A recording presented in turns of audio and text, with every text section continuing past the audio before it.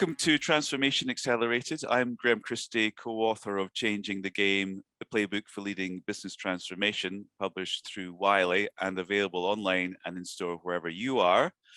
The book hit number 4 recently in the Amazon bestseller list, which was very exciting, and was one of Bookotopia's business book of excellence last year.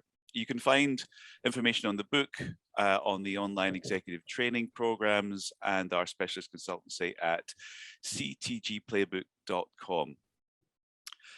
Today, I'm really excited about the webcast because my guest is Romilly Madew.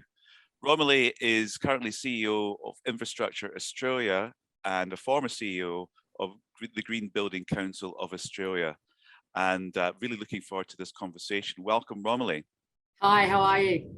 Really, really well. Look, maybe the obvious place to start is to maybe just ask you to introduce yourself and paint a bit of a picture of your background. I have a really interesting background, and I think that starts with the fact that I'm one of 3 daughters, the youngest of 3, and I had very liberal-minded parents who didn't believe in glass ceilings. So all of us started sailing quite young, and we were the skippers, and most of us had male crew. But when you look at my both my academic career and then my professional career, it would seem quite weird, but I think it's led me to have quite a diverse background and give me the strength to be able to do and make the decisions that I've made. So I did agricultural economics at Sydney Uni, whilst also, as my mother would say, getting a rowing career, because I rowed for both Sydney Uni and then other rowing clubs. At the same time, I was a surf lifesaver, and it's important to note that because I'll come back to that in a minute. And then from ag economics, I went to Bell South, which was a telecommunications company, as a graduate trainee. I then went to Mallison Stephen Jakes in Canberra to work in marketing, and then became a national client relationship manager. And then I went to Property Council of Australia, but head up the ACT, and I also took on the National Sustainability Leadership role. I then moved to Green Building Council of Australia as a consultant, and then became the acting CEO, and then the CEO, and then moved to IA. So whilst that seems like quite a diverse career, when you look at that career, a couple of key themes really came out. One of the things that, you and I were talking about pre-discussion is, the key themes. And a couple just kept popping out the whole way through, which I thought I'd share. One was firstly, diversity of experience. I said to somebody once, all these different roles, I've been really lucky. And they said, no, you weren't lucky. You're in the right, because I made the comment I was in the right place at the right time, how lucky I was. And they said, no, it was because you did a good job and you had a strong network and people knew who you were. So I think, this diversity showed that I have a willingness to work in different environments, and I feel quite comfortable with that. So it's probably the first one. The second one was really early on, I've always been involved, both internally in organisations, in social committees and sporting committees internally in organisations, but externally as well on behalf of the organisation I was working with. I've always sat on committees on behalf of the organisations. So that led me to my third point, which was understanding networking and building a network. When I first started at Mallison's, I didn't even know what networking meant. And they said, you're a great people person, Rom, and you like to talk. You'd be a good networker. And I was like, oh, what's that? Anyway, they put me on a course, which was the best thing that could have happened for me. And I learned how to be an authentic networker, and that meant building a network. And today you have such great opportunities with LinkedIn and through social media to really develop strong networks. The next bit is I was very lucky when I was going through my professional career, we didn't know what mentors or champions were. It wasn't a thing. It was basically going out and having coffee with people when you had a wicked problem and you needed to deal with it. We now would call that mentoring and having champions and coaching. So I've never shied away if I was dealing with a problem in asking someone for help. So that's been, really informative and really helped my career. The next one would be, learning to be my authentic self and understanding my personal brand. And the final one in tying this all up is I've always collaborated.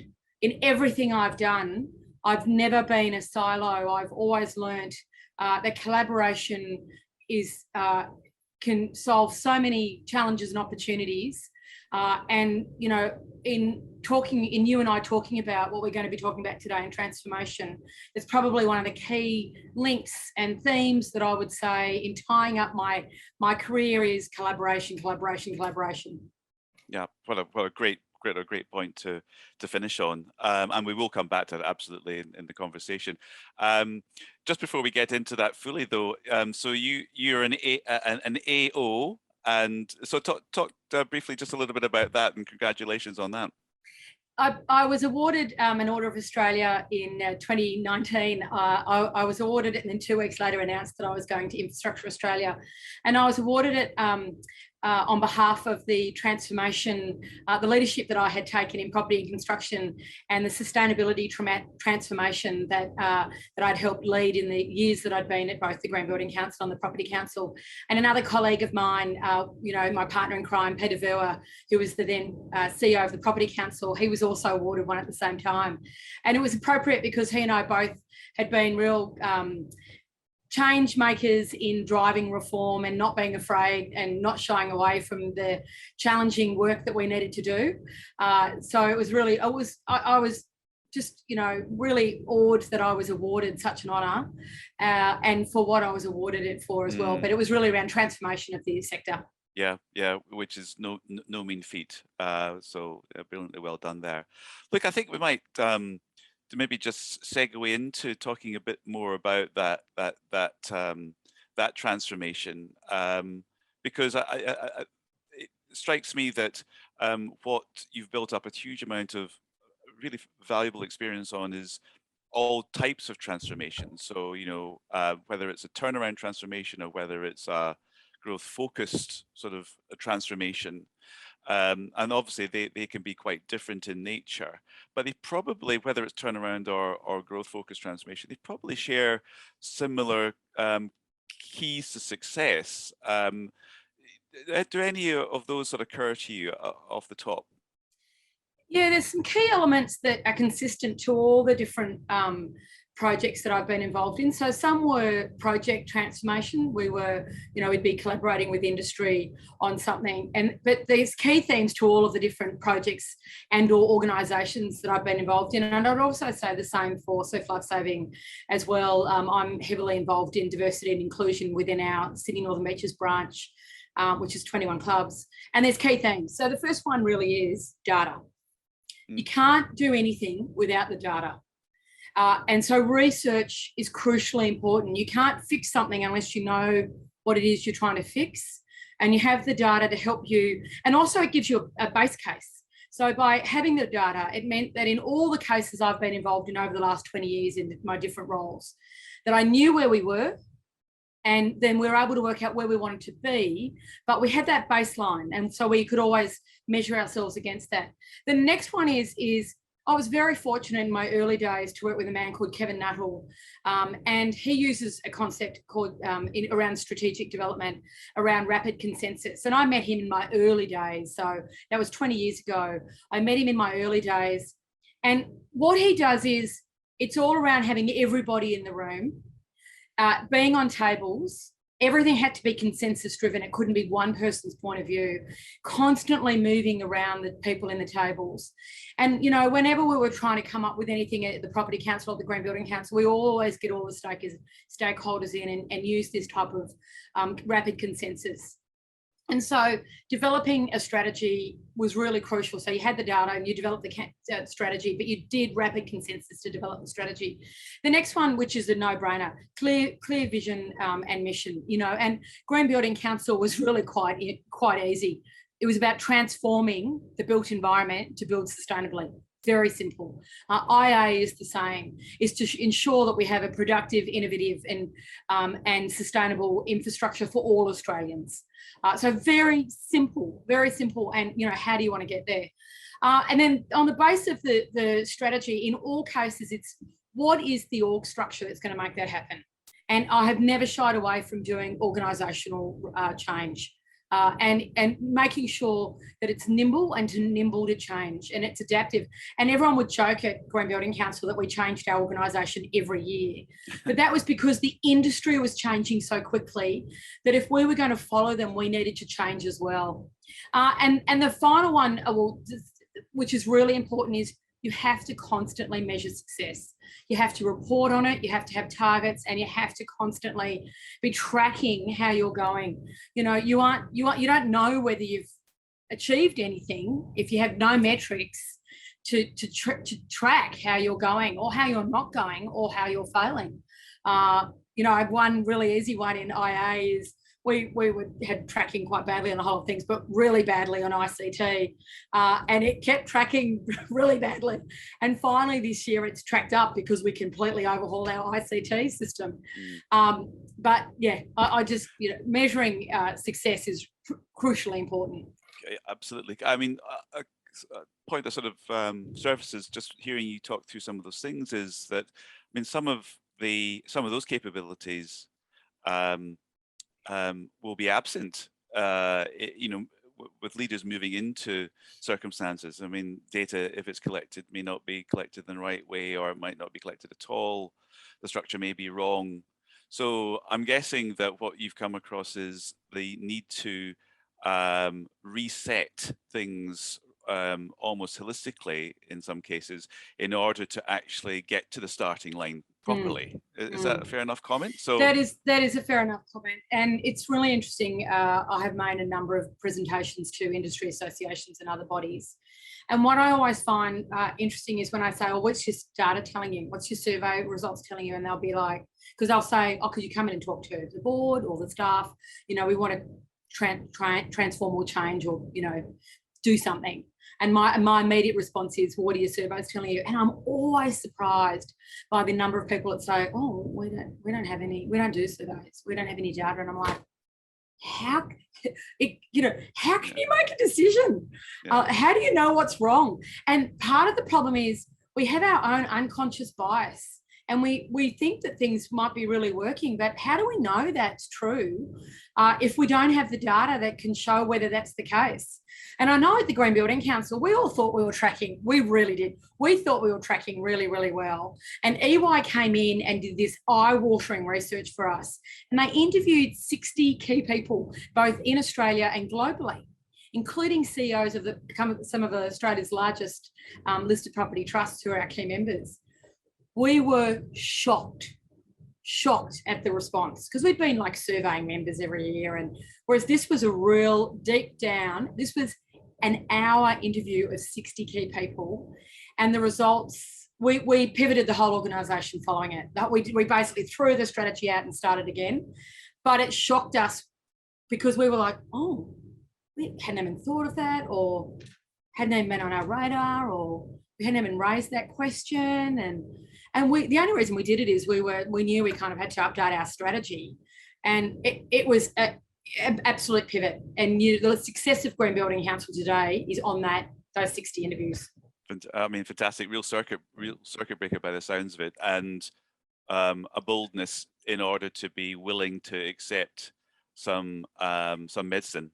So I think that's a really important thing. I know when we first got the results, we were like, oh, no, it can't be the case, or, oh, no, that trend's not really there. And, you know, we were really taken aback.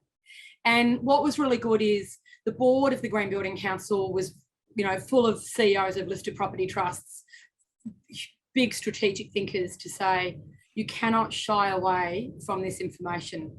You have to challenge yourself. You have to take a step back and think about the information you've been given, and don't do an automatic response because you're feeling like you've been challenged, and they're not challenging you. They're just saying it's time to change.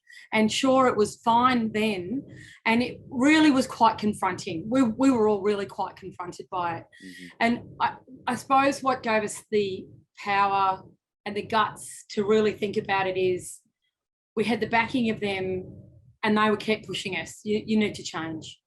And when we then checked in with some key stakeholders, say, oh, this is the research we've been given, they were like, well, it's true.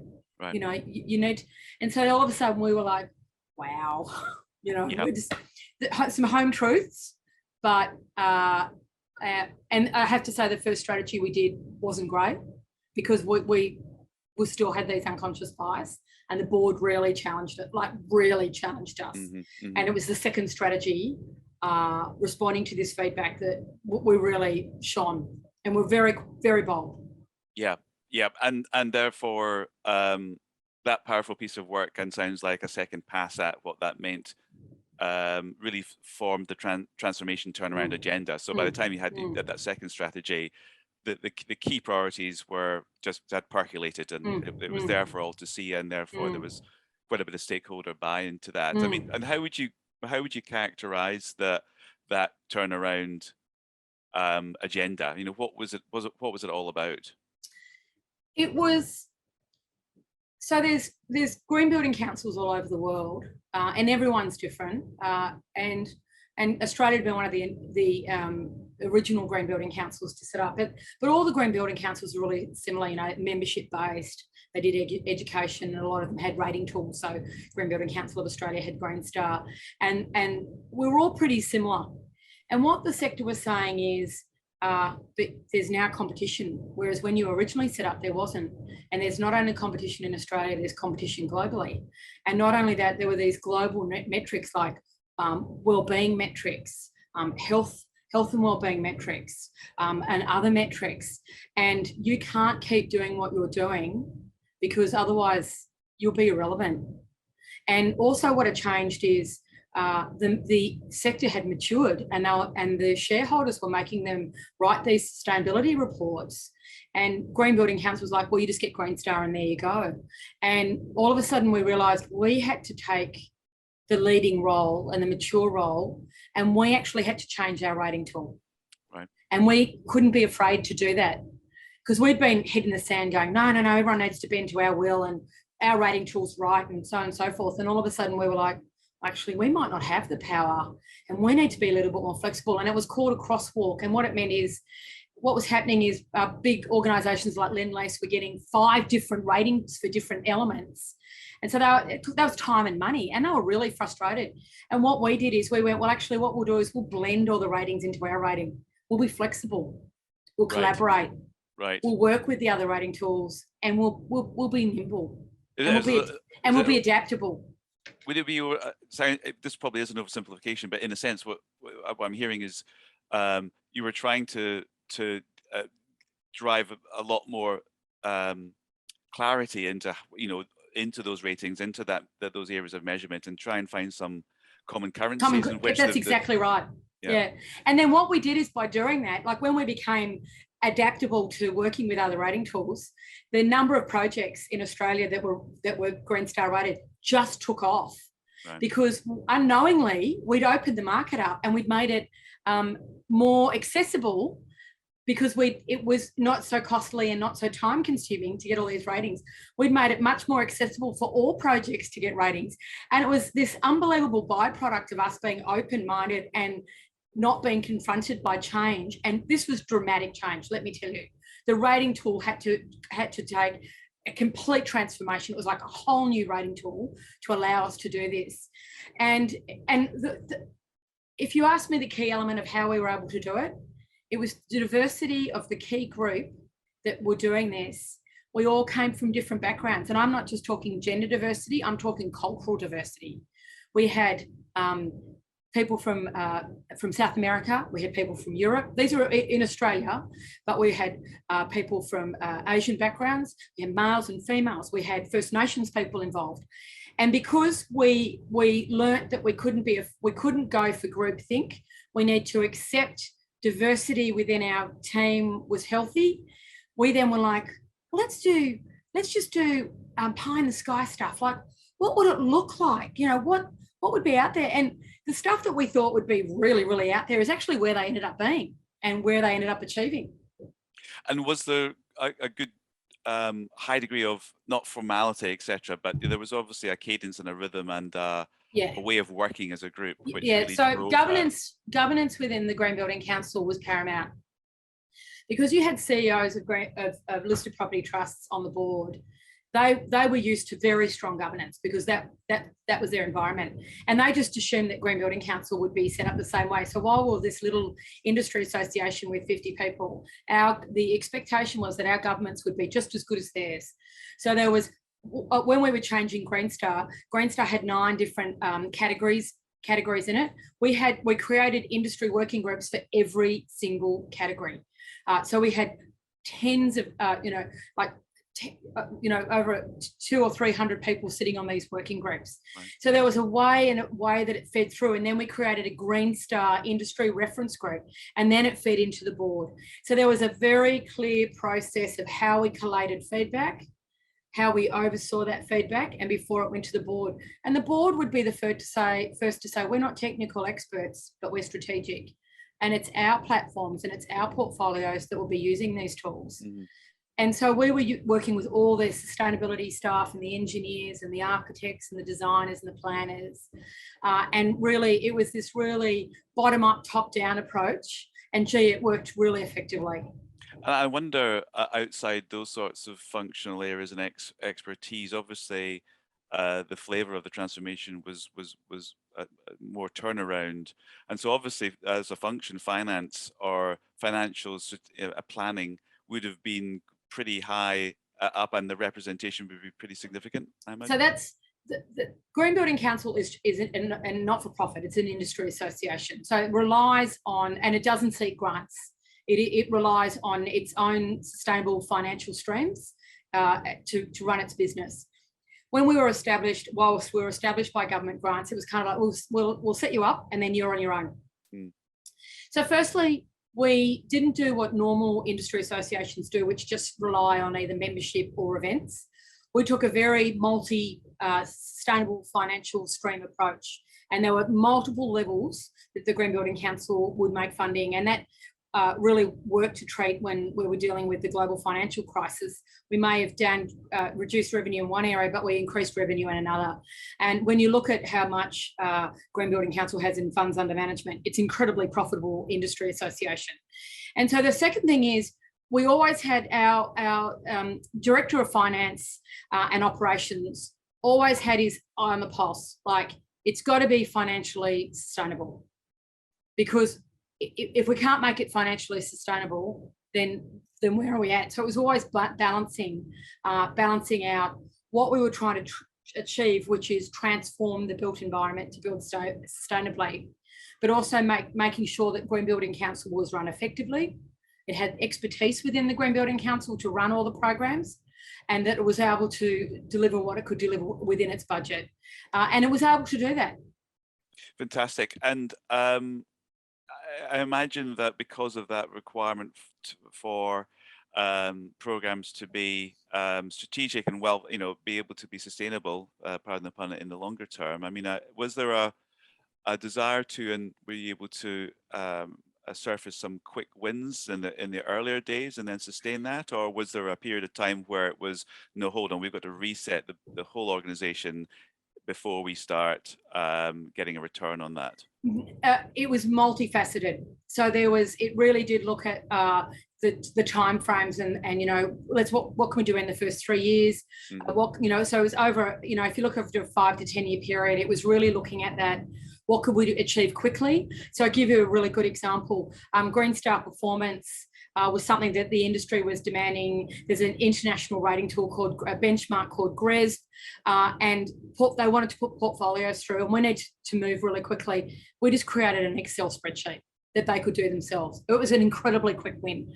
And we thought, we'll deal with the IT issues later, but what can we do really quickly to deliver this tool that the market was really keen? We could either spend 3 years with an IT company trying to do it, or we could just do it ourselves and work with them on it. That's right. And that they could do it themselves either. They didn't have to hire consultants to do it. We just kind of said, here's the Excel spreadsheet, you need to fill it in. Yeah. That's an example of a quick win. And it was much more successful than we thought it was going to be.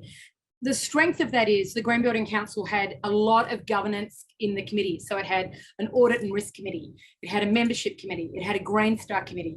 It had a people and culture committee. So there were always these checks and balances, checking that what we were doing, that we weren't greenwashing, and we weren't reducing the credibility of the rating tool, that we were always, we were principles approached, and we knew what we wanted to achieve, but at the same time we were being flexible. And the multifaceted, multi-year nature of the ambition, I suppose, means that can often be a real material danger in organizations and leadership and stakeholders all running out of puff at some point, and therefore there's a requirement to keep things in momentum and boosted.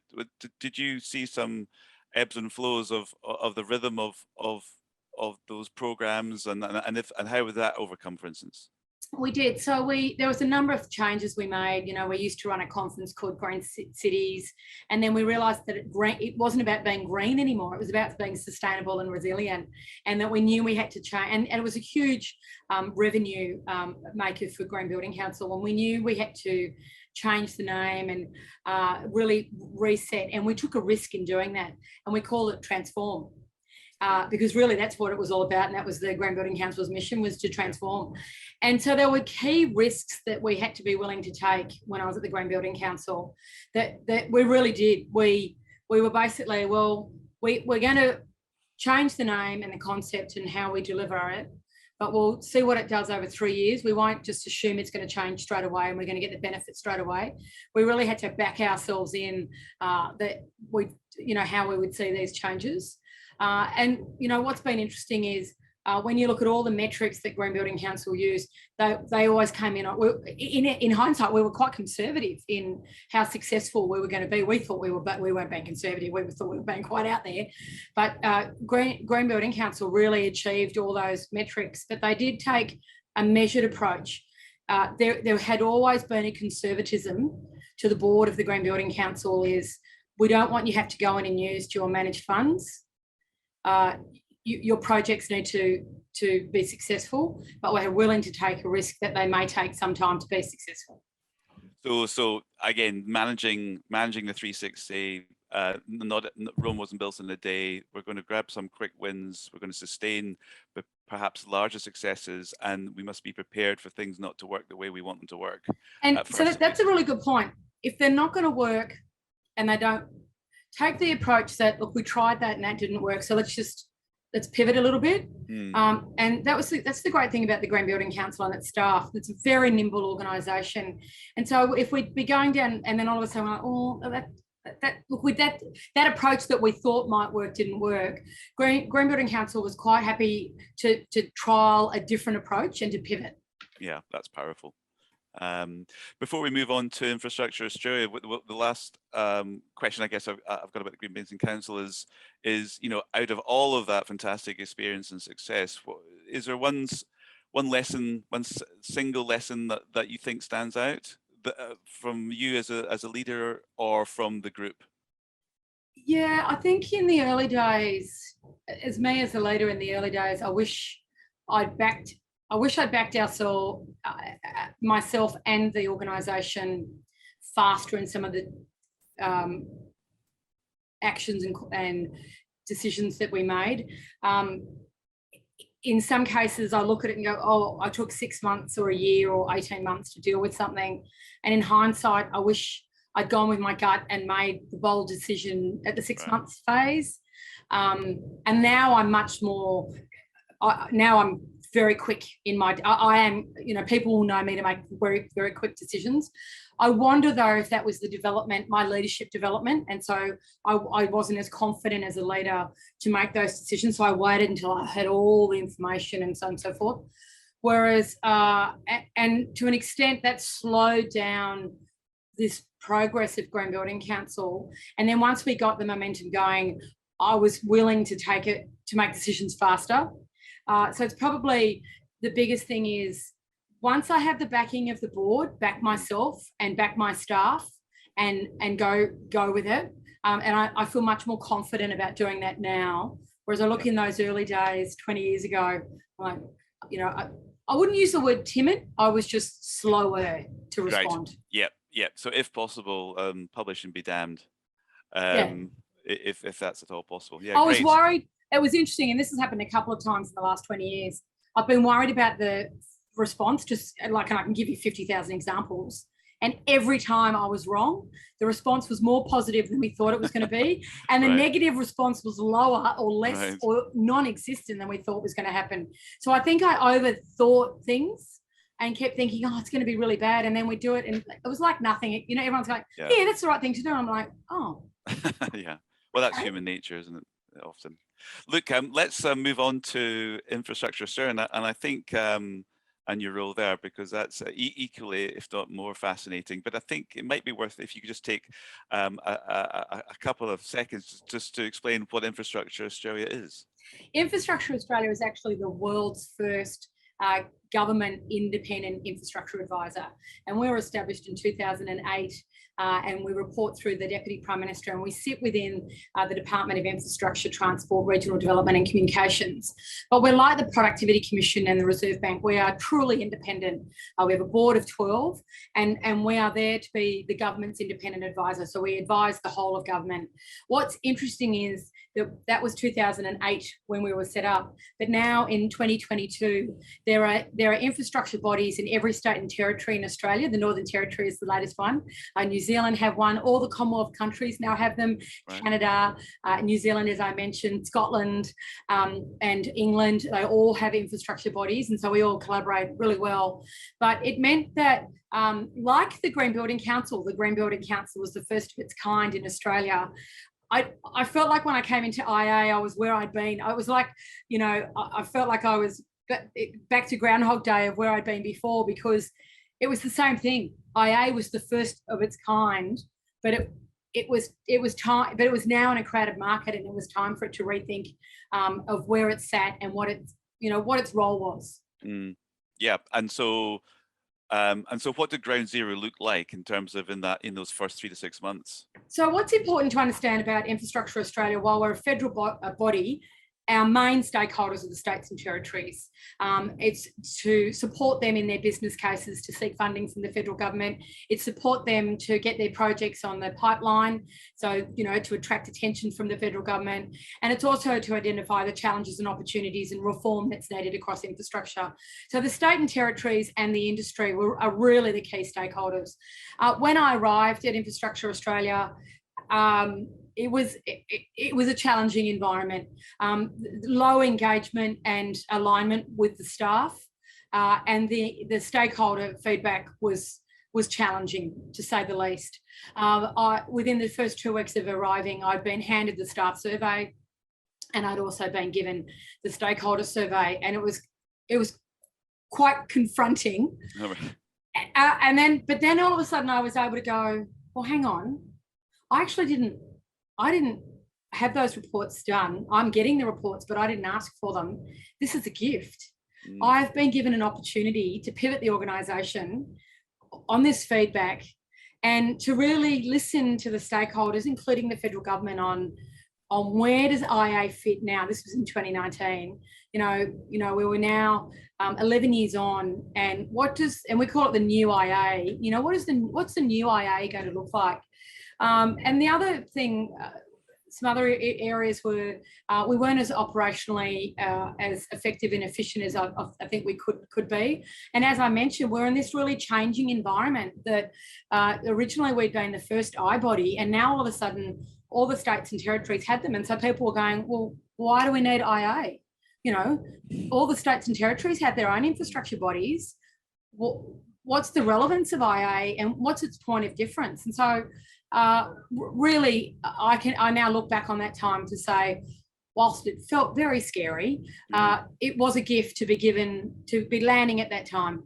I mean, most people listening to the webcast would really the difficulty of dealing with misaligned or unaligned stakeholders and a complex stakeholder group. People would relate to that for sure. I'm sure that's exacerbated even when you're talking about governments, state territory governments, and a national agency, effectively. So, I mean, how, other than obviously using that feedback to galvanize everyone to operate more closely together, how did you embark on driving that alignment and not wasting time in getting that cohesion happening? The first thing I did was I actually identified our key. I copied what I'd done at Graham Building Council was, when EY had done those 60 top interviews. I went, it worked really well at Graham Building Council. I'm actually going to do that. I'm going to do it myself. So we identified all the key stakeholders federally, state and territory, and industry. And I interviewed them individually, just me. Right. And I said, whatever you say is off the record. But please be free to just give me your views and your feedback. And I had a set script of what I was asking, so I could see patterns emerging. And so what we did is I had all this information, which very much correlated with what I had from both the staff and the stakeholders as well. And so then it was really working. I had a very good and constructive relationship with the chair and with the board. And I didn't shy away from being quite frank about what I'd heard and the change that was required. And I said, I need you to back me in because we need to change. Now, interestingly enough, I then subsequently asked the board months later, why did you employ me anyway? Because I did come from a sustainability property background and you want me to work in the federal government infrastructure agency.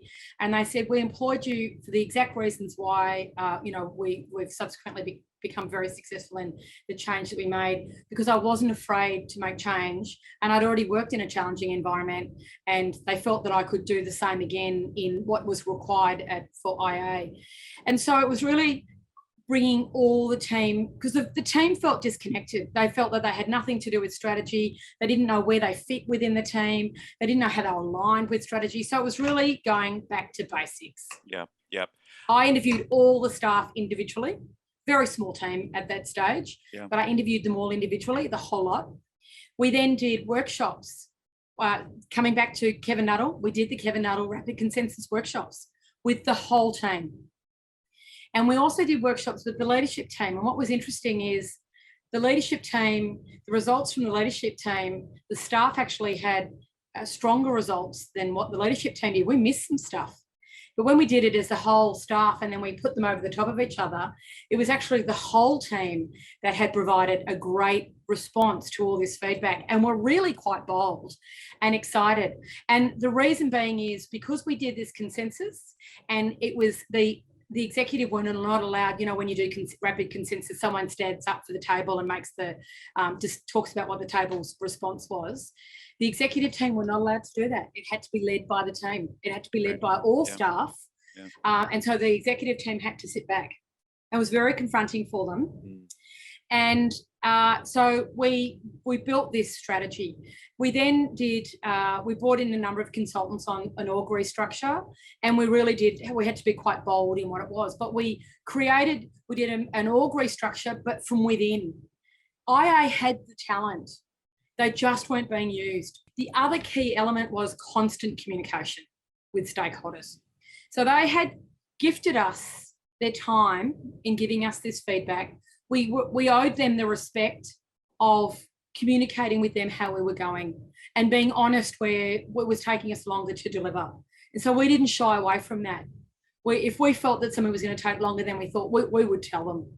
And so we really ramped up our LinkedIn communications. I do a CEO newsletter, all these different forums, and created more forums that IA didn't used to do. And all the work that IA does now, the team actually created their own values. And two of them which really resonate with me is make a difference and collaboration. And again, the team created those values.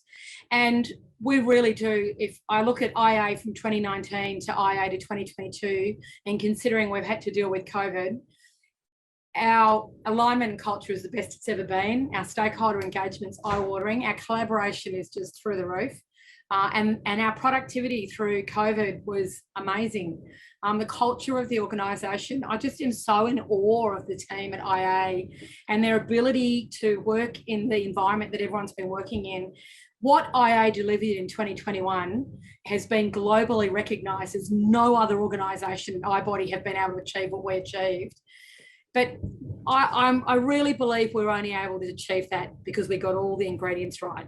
Yes, and I think that you mentioned just earlier on there, getting all the ingredients right, but you had just fantastic enablement from the board and the chair. So that was almost from day one? From day one. Yeah. And so I made a promise to the board that they would never have any surprises, that I would be absolutely transparent about the challenges as well as the successes, but I would never shy away from that. I also had weekly catch-ups with my chair, and she was really good in guiding me in how we were going. And the other thing that I think really helped, and it was the same, I had a board of 12 at Green Building Council, and I had an audit and risk committee and a people and culture committee at Green Building Council, and Infrastructure Australia had the same, a board of 12 and 2 board committees. And we used the board committees to help us. When we had to make challenging decisions about the org structure, we really worked through that with the board people and culture committee. And they said, well, do you think that's the right way to go? Or do you think have you thought about this? Or, you know what I mean? Like we didn't shy away from the fact that we would come to them with what we thought was a strategic approach, but we're also open to their thoughts and decisions. That's the role of the board. The role of the board is not to be operational, but to be strategic. And we really used that. We really involved the board and made them aware of our, getting feedback on some of the decisions we had to make. The other thing we did is we completely pivoted the board papers, and the CEO report was based on the strategic pillars. So and I shared that CEO report with the staff, so the staff knew what we were achieving, they knew how they were involved in that achievement, and the board could see how we were tracking. How was the goals, if not the ultimate destination, but how was the destination envisaged? It depended on what it depended on what, because we're created by an act and we have to do an annual report and a corporate plan, which are public. We were slightly limited because there's a way within federal government that you need to report this way. So we had to have what we were going to achieve and how we were going to achieve it. So when we talked about talent and strong alignment, we used our staff survey as the measuring of that. When we talked about we picked up a couple of stakeholders, like 75% of stakeholders think positively of either our research, our assessment framework. Like we really tied it to our programs, and we tied it to survey results, so that we were actually being true to whether we were meeting our targets or not. Do we have a ICT system that the staff enjoy using? That was a big no. And so we would have to say, well, we haven't met that target, and we had to own it. And so we haven't met it, but this is what we plan on doing about it. And we always went back to staff constantly. We actually, because of COVID, we catch up every week now. We have a morning tea one week, and then the following week we have Friday afternoon game. But we constantly go back to the staff. You said this is how we're responding, and this is how we're tracking. And we did the same for stakeholders. Very, very powerful. Look, I mean, it's been absolute standout success in the public sector now globally. A brilliant case study. What's next on the plan for IA? IA is very much in reform mode. We have and data, I would say. And, I look back on where we were in 2019, and I don't think I would have ever imagined that we would be where we are today. We briefed last week. In the last 2 weeks alone, we've done 4 international briefings, and we brief state and territory cabinets now regularly, as well as first secretaries and federally. And people now seek us out for our view on the challenges and opportunities, but the reform that's needed to make the change and to ensure that Australia remains, and that we use our infrastructure, both economic and social infrastructure, effectively and efficiently as possible. So really this year is around being technically savvy, digital by default, and bringing everything online, like no longer printing anything. Everything will be digital and data, and really using technology to in all the work we do, in being operationally effective, technology in the response, everything we do. So we want to be technically savvy, but at the same time in driving the reform. And the reason I say that is we're going to measure that, and we're going to measure it regularly, and we're going to report on it. So we are working with all the states and territories on what an implementation plan looks like. And it's not going to be like every 5 years, well, we put this report out 5 years ago and this is how we went. we're actually using things like the Sustainable Development Goals and saying, well, in this specific area where we think reform needs, so just say water quality in remote communities, this is a Sustainable Development Goal, and we're going to report on that. So we're really excited about the work that Infrastructure Australia is doing. We work around the whole of Australia. We take a whole of Australia response and how we're dealing with that. And I just think it's a really exciting time for us because Absolutely. We have a very great engagement with all the states and territories, and we're all the more better for it. One of the last questions I've got, because I'm mindful of time, when you sort of take a step back from IAA and from Building Council, and you look also across your very active non-executive director, I mean, do you think, what sort of character traits do the best transformers, if I use that term, have? Obviously, it's a blend, because there sometimes you need a yin and a yang in a particular setting. But what sorts of traits do you think really make drive change best? I think a couple of things. One is very consensus driven. So at IA, I talk about we make that decision. I don't say I don't. I'm not a. It's not a siloed effect, and everything stops with me. We have an executive and senior leadership team meeting every Monday morning. We make the decision. So I think if I look at my traits, I've learnt that I am but one voice, and I bring some certain skill set. But where I work within a diverse group of people, and I appreciate their strengths and I work to their strengths, that's more powerful than if I just did it myself. So I'm empathetic. I lead with a team and not by myself. Governance for me is crucial. It's having all the right processes in place, and I'm very much led by governance and not being afraid of governance. And the other thing I think is a leader needs to have ego, and I appreciate that, but also don't be afraid to say when you're wrong. At Green Building Council, Jorge Chapa and I, we actually had a PowerPoint presentation of our stuff ups. We would present it, and we didn't shy away from the fact. And I actually think that people then took us as authentic leaders because we didn't shy away from our mistakes. So I think I'm bold, but I like to see reform, but I like to do it in a collaborative way, and I don't shy away from that. But I do it as part of a team, and that team is both the board, my stakeholders, and also the team itself of wherever I'm working. And I think it's those leaders that don't bring people on the journey. And I was pulled up on this very early. I can be a little bit fast, and I can see the end goal, and I want to run to get there. Very early, I was told, slow down, bring people with you on the journey. Yep. And sometimes you might not like the pace that it takes to bring them on the journey, but it'll be better in the long run when you do. And so I think it depends on the organisation, and it depends on what you're trying to achieve. But recently in all the different things I've been doing, where I found that I've done it, we've all been together and we've all kind of come on the journey together. The success and the outcomes have been much more powerful. And actually, what a great lesson to end on. So if people wanted to understand more about what's been happening in Infrastructure Australia, where's the best place to go to our website? Well, our website, I can either email IA at mail@infrastructureaustralia.gov.au. Our website, everything we do is online. Yeah. A lot of it's all dynamic digital data is all online. And our corporate plans and our annual plans are all online as well. So the stories are there. Yeah. And you can see the change, and you can, just have to read the annual reports, and you can see the tone has changed over the years and the work that we've done.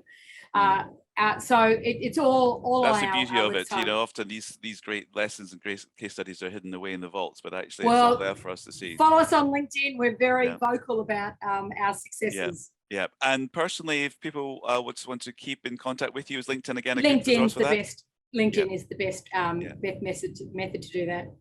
Well, look, what a fantastic conversation. Thank you, Romilly, for really taking us through your experience and at least two fantastic turnaround and transformation journeys that you've been on, and the lessons that you've shared with us, I think could be applied to practically every situation. So thank you for that. A reminder to everybody else that if you want to know more about changing the game, then go to ctgplaybook.com. We'd love to hear from you, and feedback on this webcast and others is most welcome, or who you'd like to hear from. So thanks again, Romilly. Appreciate your time. And to everybody else, see you next time. Great. Thank you for the opportunity.